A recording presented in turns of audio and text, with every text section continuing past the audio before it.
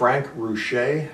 When I left the Nimitz, I was a second-class hospital corpsman. When I left the reserves, I was a first-class hospital corpsman. I went to Lafayette College as a mechanical engineer, but in my sophomore year, my mother passed away, and I ran out of gas, and I figured I didn't want to squander my next 2 years partying and things like this. So I stopped out, and I wondered, geez, I wonder if I would like medicine. Well, you can't really find out about medicine going through pre-med. So I decided to join the Navy as a hospital corpsman, because there's a lot of opportunities.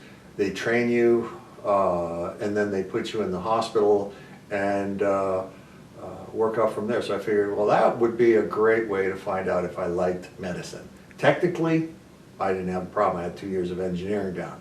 But it's the people that concern me. So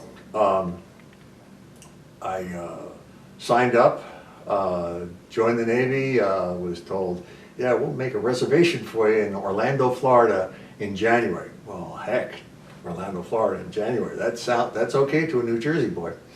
So I went to boot camp, and that was an extraordinary experience. It was an extraordinary situation because I remember flying down there, getting in at after midnight.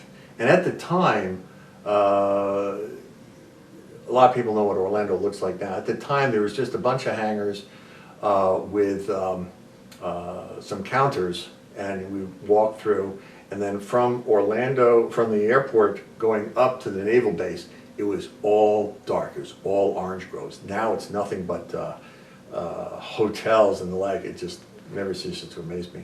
But that first night is the longest night. You get in maybe 1 or 2 o'clock in the morning and think, oh boy, I'm really tired to get in there.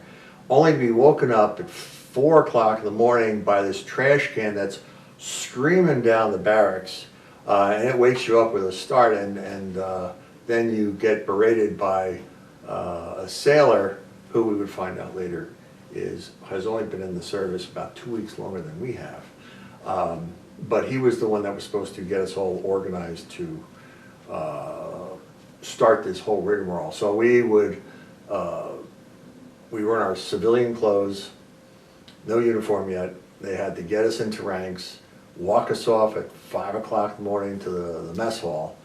And we're all scared to death. Nobody has an appetite, but you eat what you can. I remember later on in boot camp, they would have the best coffee and donuts ever. Now, maybe it's because I was only 140 pounds at the time and hungrier than all get out. But boy, I remember those donuts. Of all the things, it was the donuts and the coffee. Of course, they also fed you eggs anyway, scrambled eggs, pancakes, French toast. It was good for somebody who was young and hungry.